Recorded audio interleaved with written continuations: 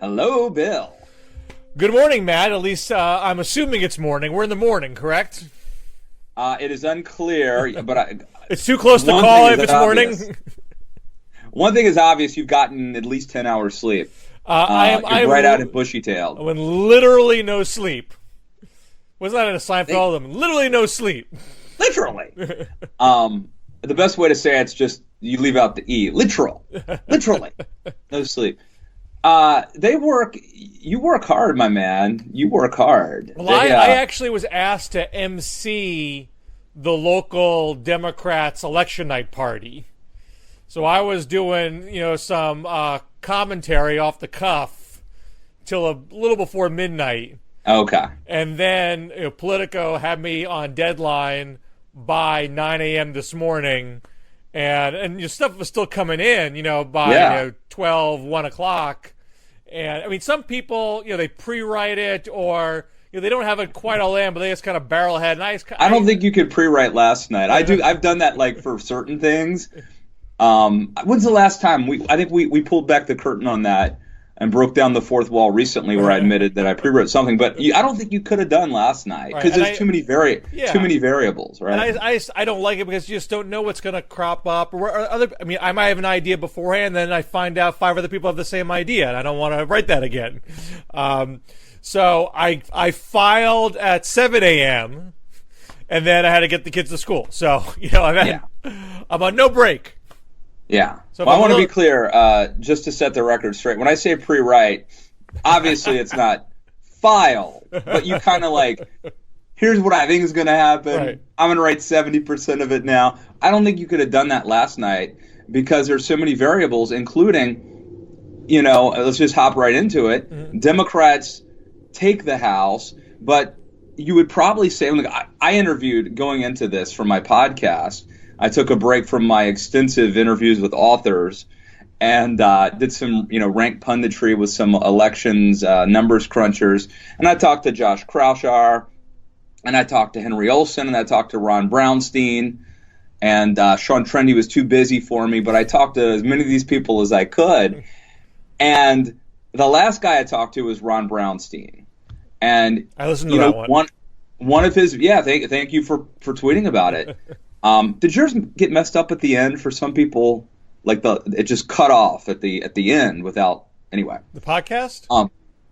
My podcast with Ron Brownstein, for some people at the end, they said it just 2 minutes left and it just ended without any of my outro music or anything. That might have been the case, actually. I think thanks for alerting me. I didn't even but you did tweet about it, so you're good. Anyway, one of Ron's big themes was the South, right? Mm-hmm. Gillum, Abrams, Beto. This is going to be the new wave. Don't nominate some, moderate Republican light. Go big or go home. Now you have to second guess that going in. Well, so, I love Ron Brownstein, and nobody understands the demographic shifts that America is going through better than Ron Brownstein, which is why it was a great podcast. And I agree with them, 95% of the time. I thought it was a little strange that he said in that podcast that it doesn't matter if Gillum and Abrams and O'Rourke win or lose. That the fact that they're galvanizing so many voters in this process in and of itself is a success. And you can sort of make the argument. Look, Florida was close and Georgia was close. Even Abrams hasn't even conceded yet, although I think it's a tough hill to climb. And O'Rourke was 3 points. I mean, Hillary was 9 points, I believe, against Trump in 2016. So there's improvement there. But at the same time, where were the breakthroughs yesterday? Yeah. The breakthroughs were not people running on that model. The people of color candidates that won in predominantly white areas, and granted, whiter areas than Florida and Georgia, mind you. I mean, Florida and Georgia are pretty diverse states. Antonio Delgado in New York 19 and Lauren Underwood in Illinois 14. I mean, Delgado especially got hit with just the most brazen, overtly racist attacks, a barrage of attacks. I think far more so than Gillum and Abrams. And Delgado did not, Gillum went at DeSantis right in his face. In that CNN debate, I'm not saying DeSantis is a racist, but the racists think he's a racist. I mean, that was very confrontational. Abrams, I thought, was, I think, trying not to go there for much of the campaign, and then kind of, I think, over time, kind of gradually leaned into it more and more as the voter suppression issue kept becoming dominant. And so by the end, it was almost a referendum on, are they trying to suppress the vote or not? Well, it's hard not to. And I think the media plays that up, and she kind of has to go along with it at some point. But she decided at the end, when there was this truly outlandish, racist, anti-Semitic robocall that some neo-Nazi outfit did, that Brian Kemp then said, I disavow this horrible, disgusting, racist ad. Right. And Abrams said, little late for that when he stood next to some guy wearing an anti-Islamic T-shirt. So she was putting his alleged racism front and center at the close of the campaign. Delgado, there was also her record of the gun stuff. Wanting to confiscate semi-automatic weapons. That was her playing defense. I mean, she wasn't trying to make that issue front and center. She was being asked about it, and she was having to defend it. Which is right, but I'm saying the kind of candidate that they nominated or that they that they went with. But I mean, I agree that Gillum and Abrams were both running races as social liberals. As well, Beto O'Rourke in those kids, which I think is an important issue, but I'm trying to make a slightly different point here. Antonio Delgado in New York 19 hit with the ads calling he's the rapper, he's got New York City values, they're not our values. He did a little bit early on saying that this was sort of race baiting, but by and large, his response was to have counter ads, not direct responses, but ads with lots of white people saying, Antonio Delgado, he's one of us. He gets us. He shares our values. And that was good. That needs to be a gift. And, Illinois 14 is a little different because the Republican there ran kind of a pretty sleepy race. He didn't really take Underwood very seriously. But there was an NRCC ad that pictures Lauren Underwood with a darker skin tone than she actually has. And you didn't see Underwood say anything about it. She just had her campaign, which was extraordinarily healthcare focused, and she had a closing ad that talks about our community. Our community, we get up in the morning and we go to work and we pay our bills and we need affordable health care. And Randy Hultgren, he betrayed us in Washington by trying to make our health care unaffordable. And when she talks about our community, you see images of white farmers and white workers. I mean, it's not even like she's doing it in this kind of overly dramatic way. It's very matter of fact. Of course, it's our community. I live here. You live here. We all live here. It's our community. So both Underwood and Delgado were just sort of speaking without making it an overt issue that they're a part of this diverse community. That's a much different tone and approach than Abrams and Gillum were doing, and Underwood and Delgado won. It's like totally akin to Obama, because Obama was dealing with so much heavier stuff, but I think it's much closer to what Obama was doing in 2008 than what Gillum and Abrams were doing. It's true, you can galvanize your base doing that, but it's not clear to me you can get over the finish line doing that. Right. Well, okay, so in fairness to Ron, I would say a couple things. One, I would say, some of these states are developing. It may be that in 4 years, Beto wins in Texas and Abrams wins in Georgia, that the demographics are changing. And so it may be that this model is a good one because it motivates the base. and that it's just a little bit too early. The other point I think Ron would have made is that because of the excitement, you may not win. Look, you were never going to win. You were never going to beat Ted Cruz in Texas. That just wasn't going to happen. But Beto might have created enthusiasm that helped win some House seats too. So there might have been down ballot effect. I don't really buy that necessarily. I mean, I'm happy to go deeper into the numbers and think about it. I'd want to see, which I have not looked at this. In the congressional races in Florida and Georgia and Texas that Democrats won, how did those candidates do vis-a-vis the top of the ticket person? If the House candidate was doing better than the top of the ticket, I'm much less inclined to say that the top of the ticket was driving the train.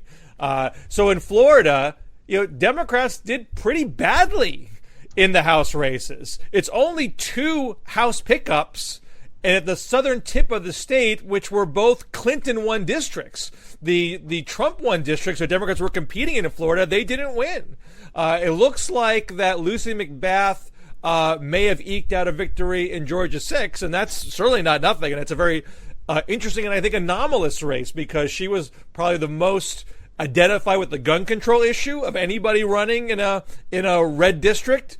And she also put abortion front and center in that district against Karen Handel, which is pretty unusual for a Trump-won district. Though Trump won it narrowly, it is an upscale, suburban, highly educated district, and that is the kind of district where that has a chance of working. But there's another Georgia race, Georgia 7, which the Democrat I think has fallen short at, although maybe they're still counting absentees there.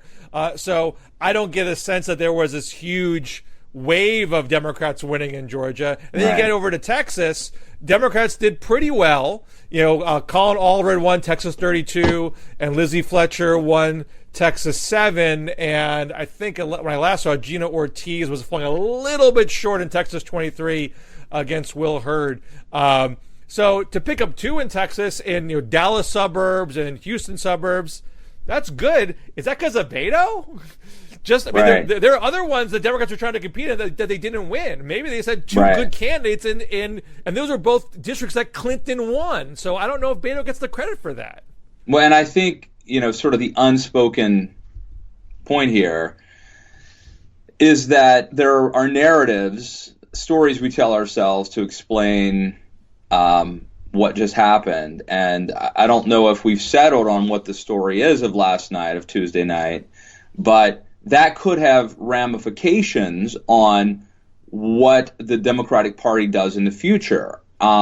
This is the topic of my and it sounds to me, piece. I don't want to put words in your mouth, but it sounds to me like you are leaning toward thinking that the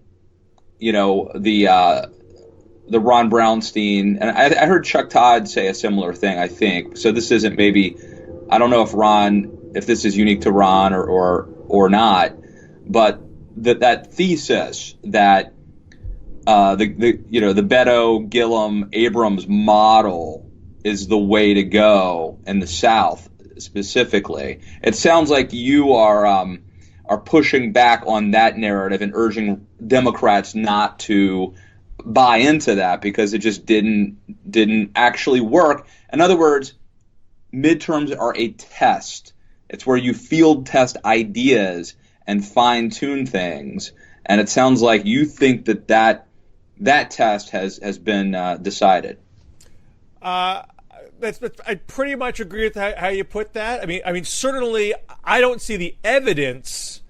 There are a few different theories of the case that Democrats had coming out of 2016. One was you have to better galvanize that multiracial youth Obama coalition. Clinton tried to do it. I think people were being fair to Clinton. She did try to do it. Sometimes I think she didn't try. She did try, but just didn't pull it off.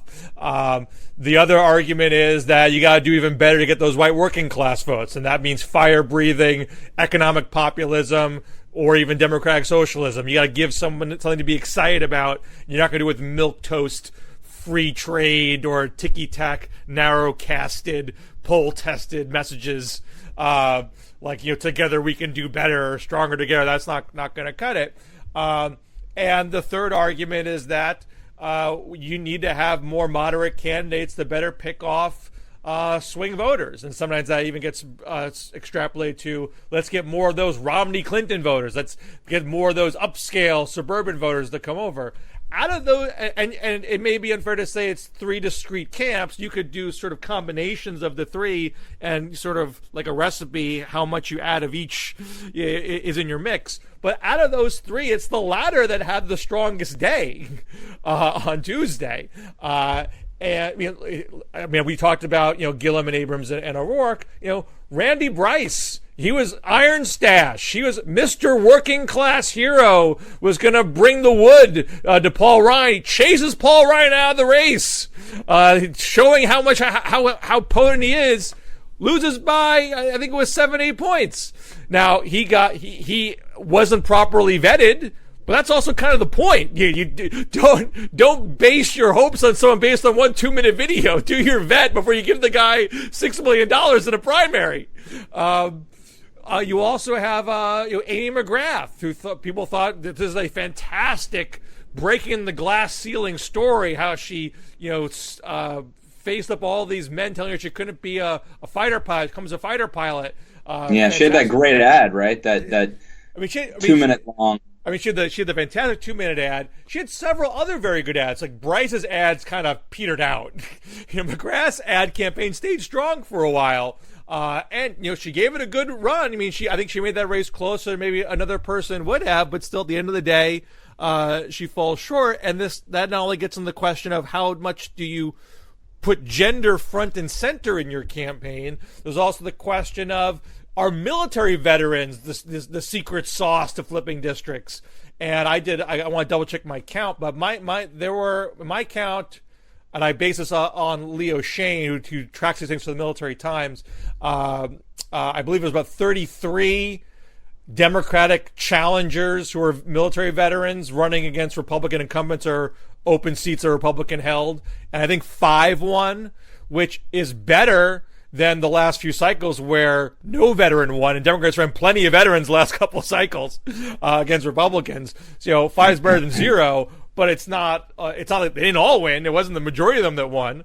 It's not magical if you're a veteran. And while Democrats, to get back to the gender question, look, the majority of people that flipped seats yesterday, both for House and for governors, and Democrats flipped 7 governor seats overall. And, the 1 seat Democrats did flip in the Senate was a woman over a white man, Jackie Rosa in Nevada.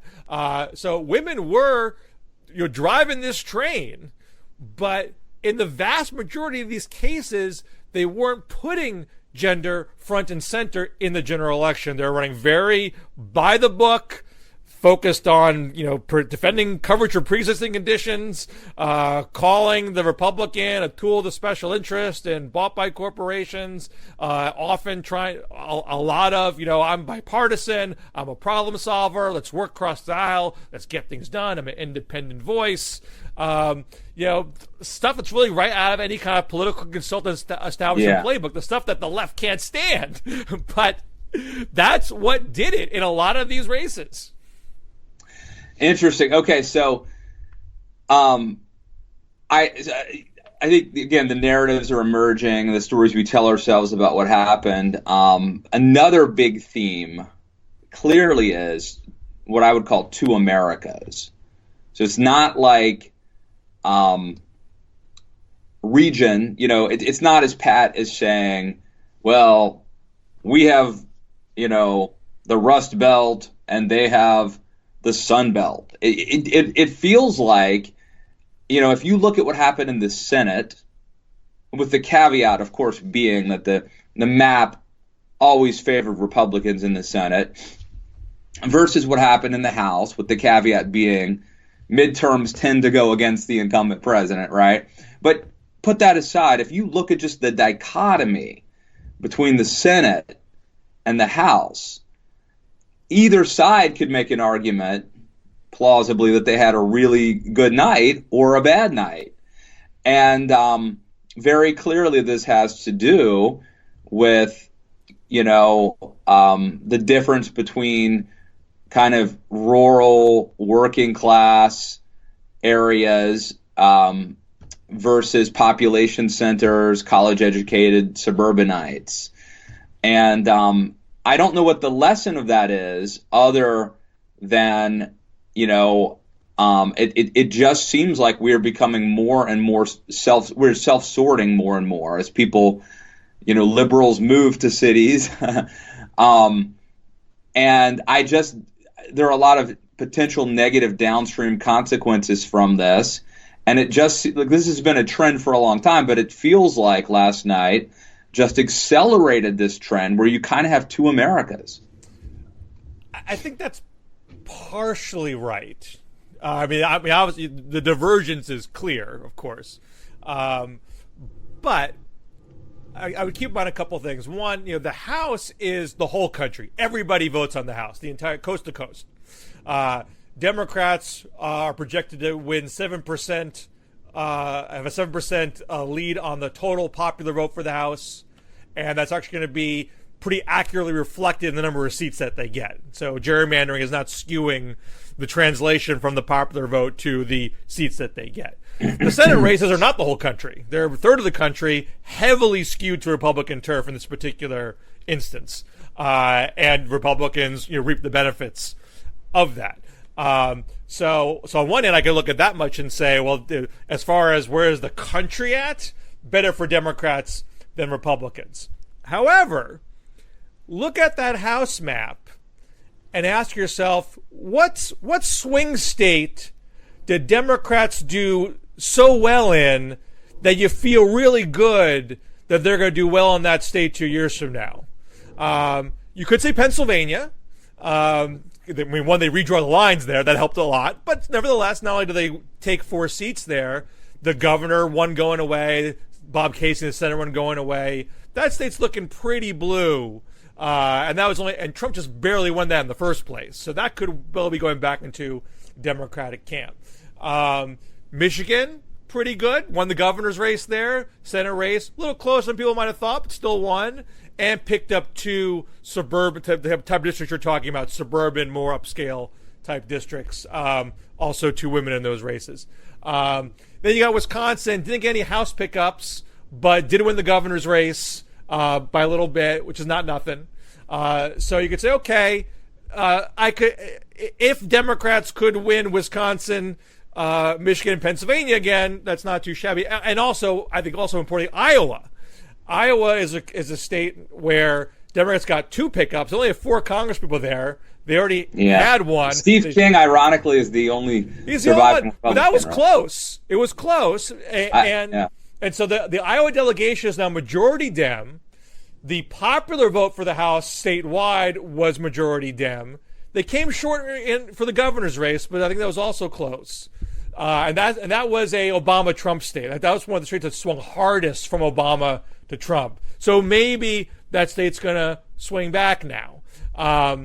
So that's promising for Democrats. But look at beyond that. You look at where the Dem wins are. It's very scattered. You have a lot of reddish areas in blue states. New York, New Jersey, a little bit in California, probably maybe not as much in California as they hope for. Illinois, as I mentioned before, and you got some of these random deep red areas: South Carolina 1, Oklahoma 5, Utah 4, and some of those like Oklahoma 5. It's a city, it's urban, but it's not highly college educated. South Carolina 1 is wealthy and coastal. And Utah 4 is also urban. It's got Salt Lake City. So it's a bit of a weird mix. So when you look at it on the map, it's a lot of these sort of tiny blue dots, almost like the presidential map, and still a lot of red in the middle. So I don't think Democrats can be super confident that, okay, we have picked the Electoral College lock from 2016. There's progress. But it's still a couple races in Michigan. It's a couple races in Iowa. Nothing in Ohio. Nothing in North Carolina. Florida, again, just the two with Clinton won districts at the bottom of the state. So there's warning signs there as well. So I think it's a bit murky. I don't think it's quite a clean big sort.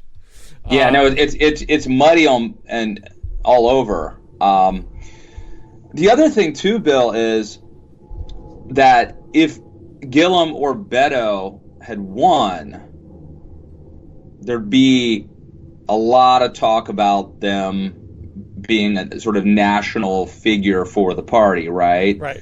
And the Democratic Party doesn't really have this bench of experienced future leaders. Now, maybe that doesn't matter anymore. Donald Trump didn't have any experience, and he kind of came out of nowhere, and maybe that doesn't matter. But if you believe, that you need the Castro brothers, you need like a bench of young, progressives who could potentially be the standard bearer.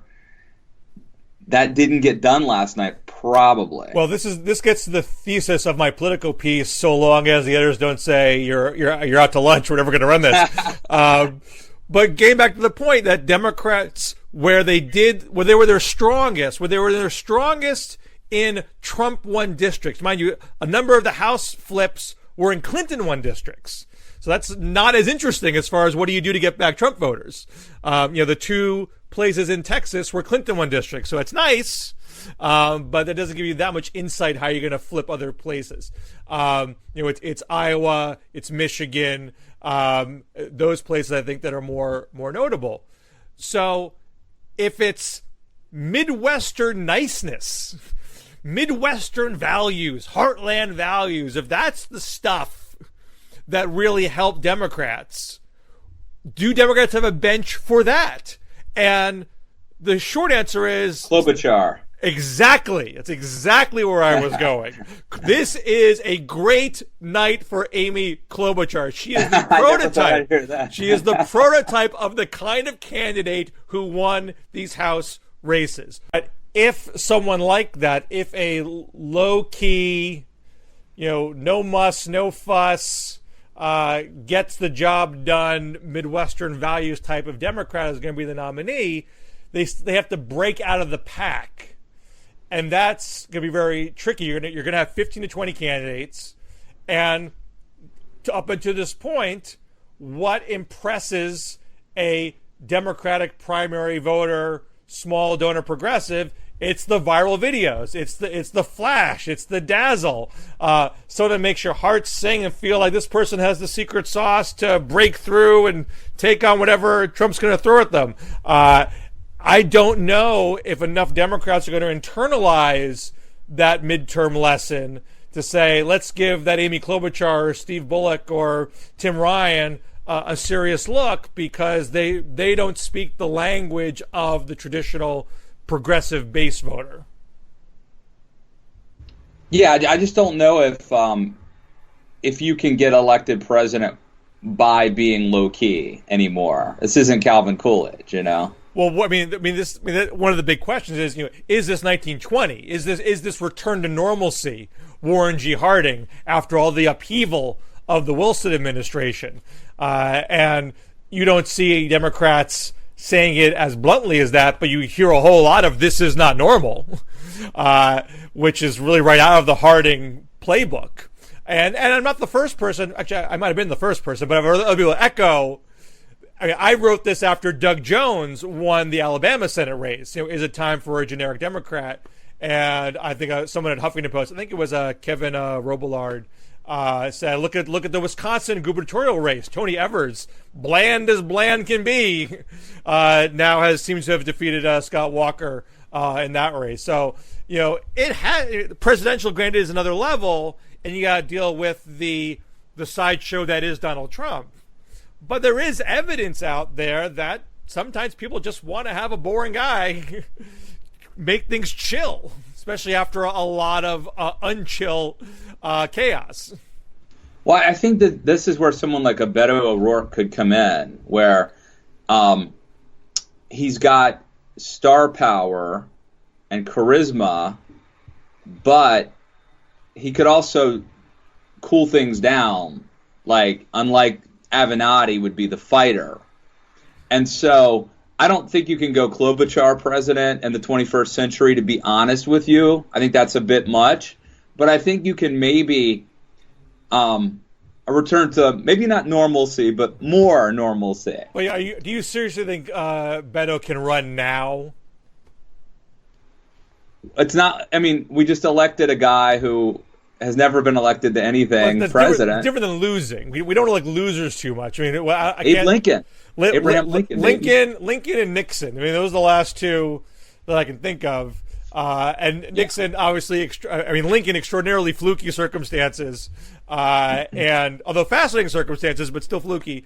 Nixon at least still was vice president. You know, he still had that on his resume. Yeah, no, granted. Look, I think if I'm advising Beto, I tell him, I probably say run for president, do it on your terms, your way, and you maybe you catch fire, maybe you don't, maybe you end up as the running mate, Biden Beto. I think you could do worse than that. The path for Beto, I think, is a stronger path to Texas governor than president. I mean, president is going to be such a cluster. It can literally. It could be enticing because, hey, there's 20 people running. I only need to get 26% in Iowa to be in the top tier. Anyone could do that. I could do that. But to break out of that pack is still going to be very tricky. And, I mean, what Democrat is better positioned to run statewide in Texas now than Beto? No one's going to be as positioned. You know what, though? I almost feel like his odds of getting elected president are better than his odds of getting elected governor of Texas, though. Well, Texas, I think, is going to keep trending, especially if Beto keeps this network together. If it's a one-time operation and it goes to the winds, then it doesn't become something that builds going forward. He needs to nurture it for the next 3 years so we can build on that and run for governor. No, that's totally true. I do feel like, and this is just anecdotal, I mean, I feel like governor is a lagging indicator that people view the governor differently than they view the federal legislature, and that it would be harder for Beto to be the bar for him to be a governor of Texas is actually higher than a senator from Texas. I don't have any reason for that. I just feel that. I think it's the opposite. You can win. I think it's easier to go against the partisan grain of your state for governor than for senator. I mean, you see it in New England. We have all those Republican governors in New England. We have a bunch of Democratic governors in Trump states. That's true. Look at Maryland. Look at Massachusetts. Right. Yeah. I mean, because you can tailor your persona. Say, I'm from here. I'm like you. I just care about fixing the roads or fixing this. And it's not going to be about these culture war things that you worry about at the national level. No, I maybe that's right. Beto just need to tweak his brand a little bit, I think, but he could do that over the course of a couple years. So maybe you've convinced me, Bill. I don't know. I'm open. It's we're still I'm still dealing here with the aftermath of the election results, but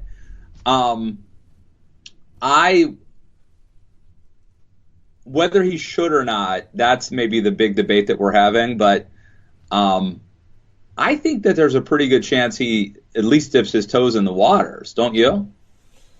I think people are going to be announcing their presidential bids in weeks. I think before the end of the year. You're not going to have a lot of time to think about it.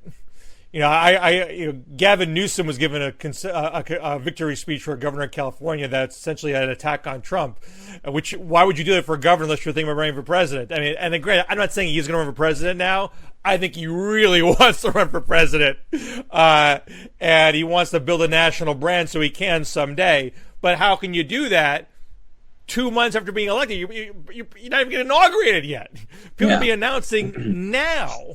And because there's just this huge appetite to get it on. Like, we want to get rid of this guy. Let's not pretend this thing is 2 years from now. Let's get on with it. Plus, there's so many people you got to get your staff. You got to get volunteers. You got to get your darn networks going. If you wait, someone else is going to get them. So I don't see how you do some sort of cutesy, I'm going to jump in late and get the attention by doing it in the end of 2019. Everyone's gone. All the staff you need is gone. All right. My next question for you, Bill, is horrible TV, but purely based on me needing to know information. And it will also age poorly. It has the benefit of that. What's still outstanding? Do we know what happened in Arizona? Like, do we know if McSally is won? I think what's left on the table? I just saw a tweet saying several days of vote carrying in Arizona. I assume that means there are a lot of absentees or early or mail votes or something. I know Montana's very close, and there are still some. That's a little bit surprising, right? I mean, I had heard on like Fox News that Tester was in trouble, but I didn't. I think it's late absentees coming in. I believe they're trending in his favor.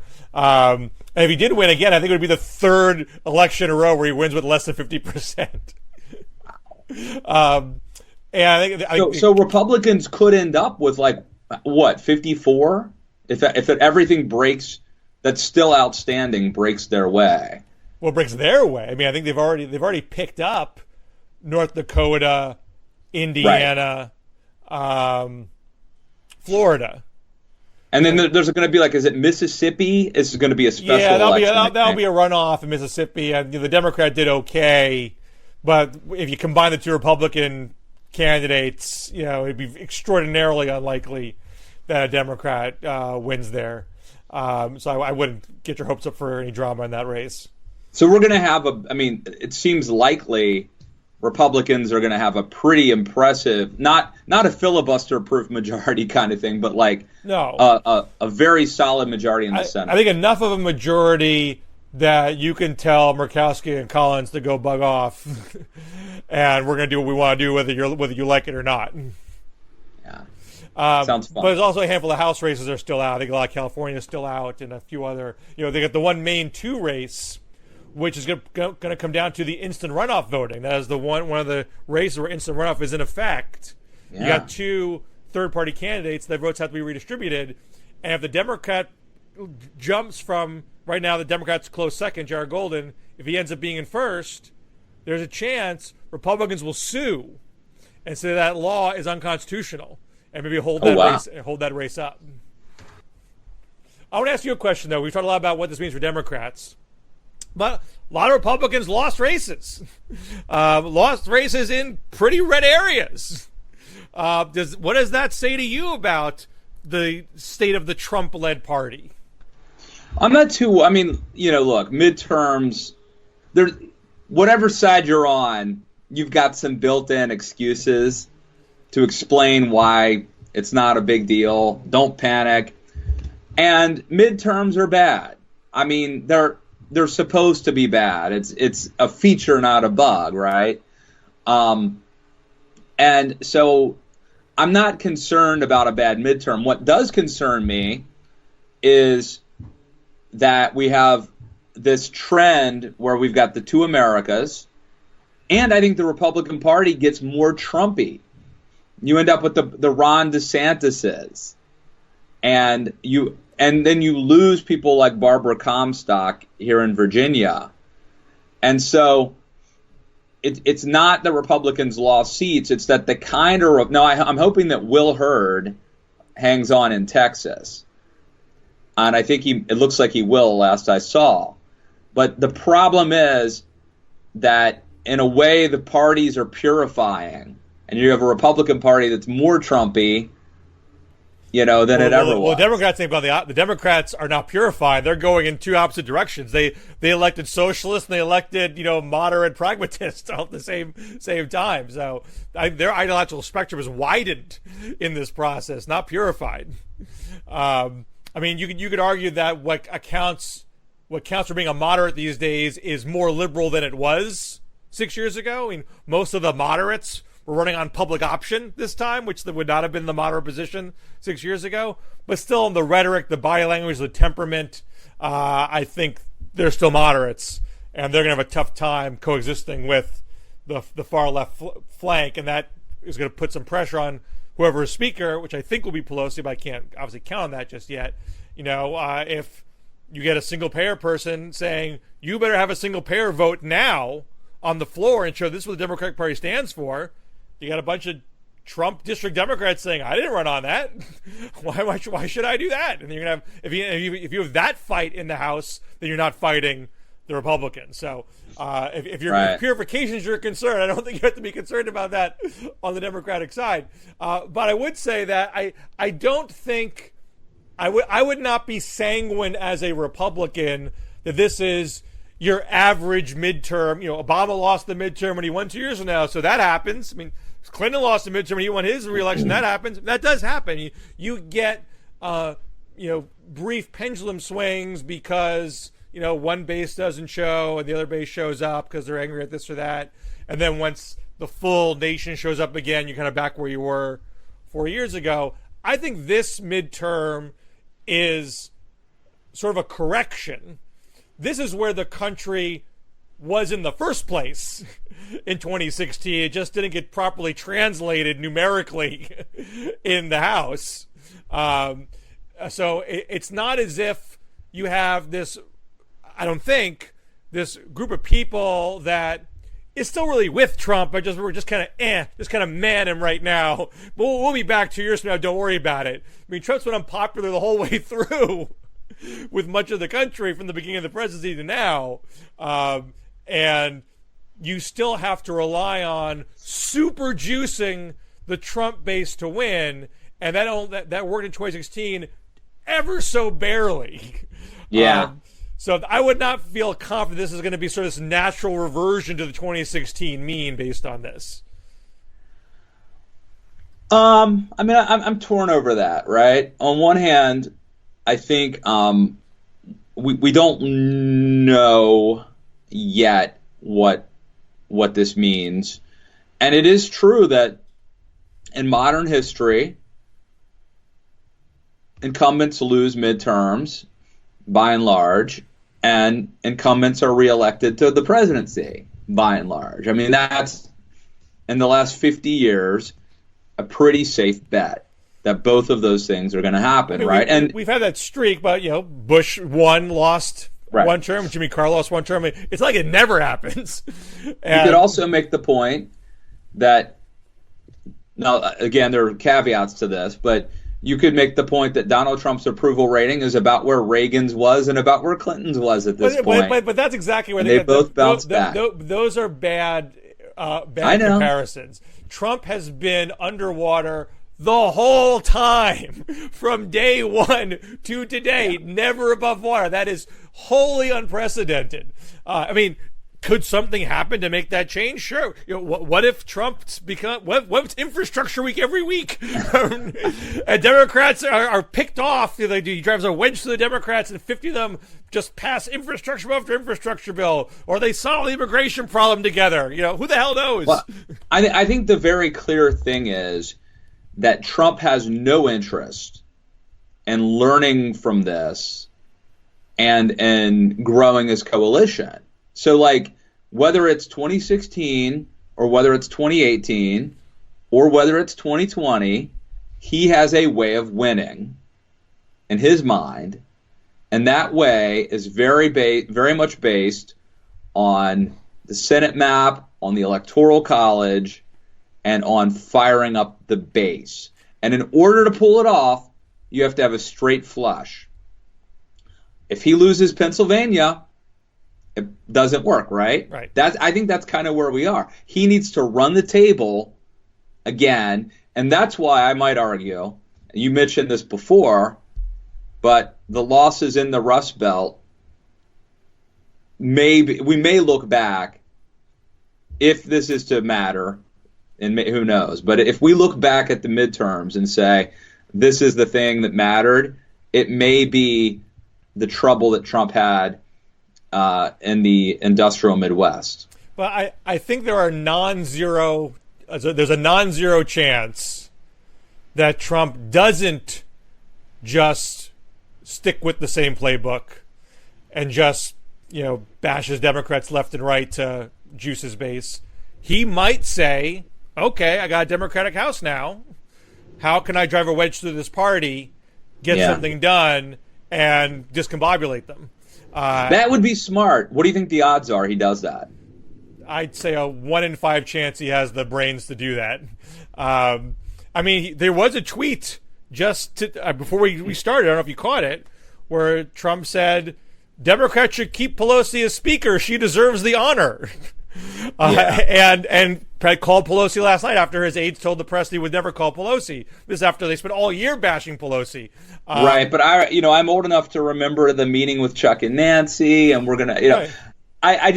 I'm not predicting. I'm not predicting. I know. I just, it's frustrating in a way because the strategist in me thinks he should do this, and that it would be deviously brilliant, but it just seems like for some reason he can't constitutionally. Well, there's a part of him. There's a part of him that likes being the deal maker. There's a part of him that likes being, a third grade jackass at rallies, because he gets the love from the crowd. And I don't know which side's going to tug at him more, faced with this situation. And maybe once the investigation starts, he says, "Screw working with these people. I have no time for this."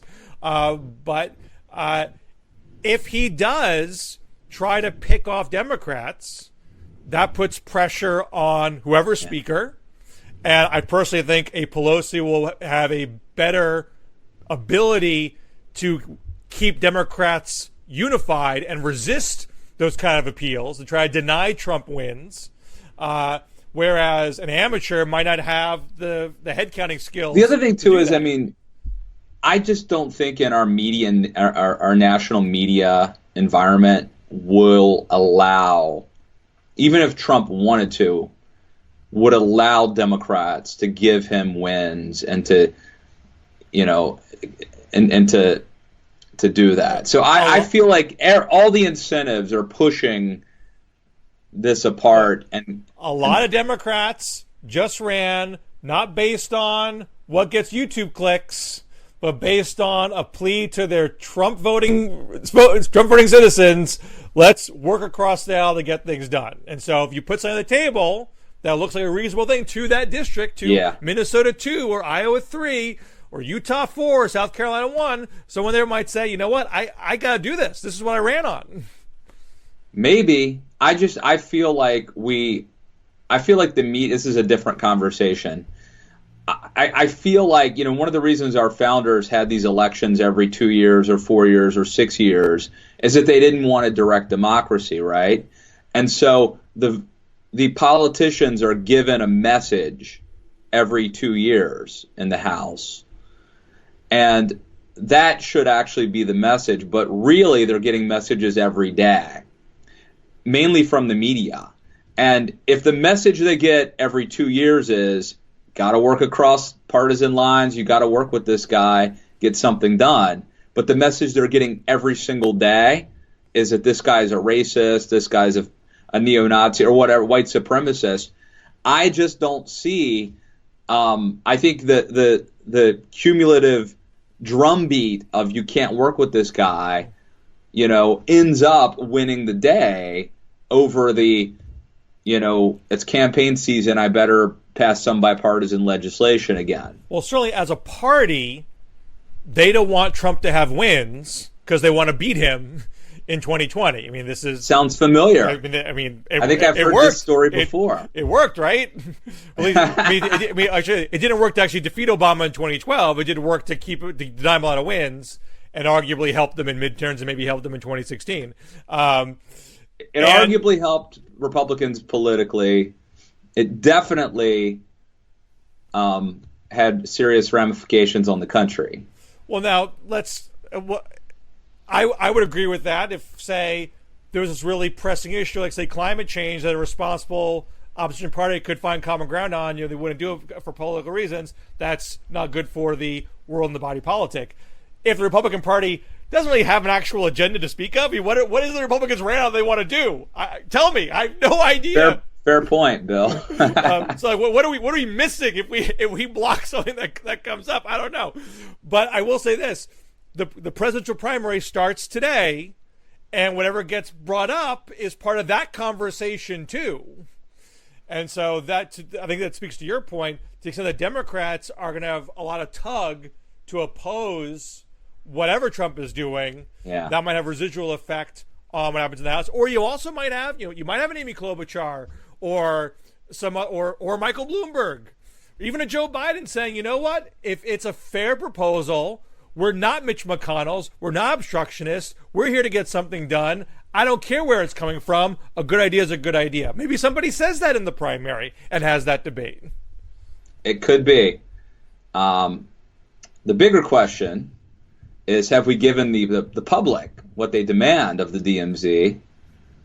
Have we given them the wisdom that they tune in for? This is chock full of wisdom, and I'm like barely coherent. I don't even know if I'm enunciating at all today. You did say some politically incorrect, highly charged things that I think could come back to haunt you, but otherwise, you're doing well. Thank and you, sir. I hope you're able to get a little shut eye today. I appreciate that. If you'll be my voice for the next hour, I will be your voice for the next 4 years. Excellent. Till next week, sir. All right. See you guys.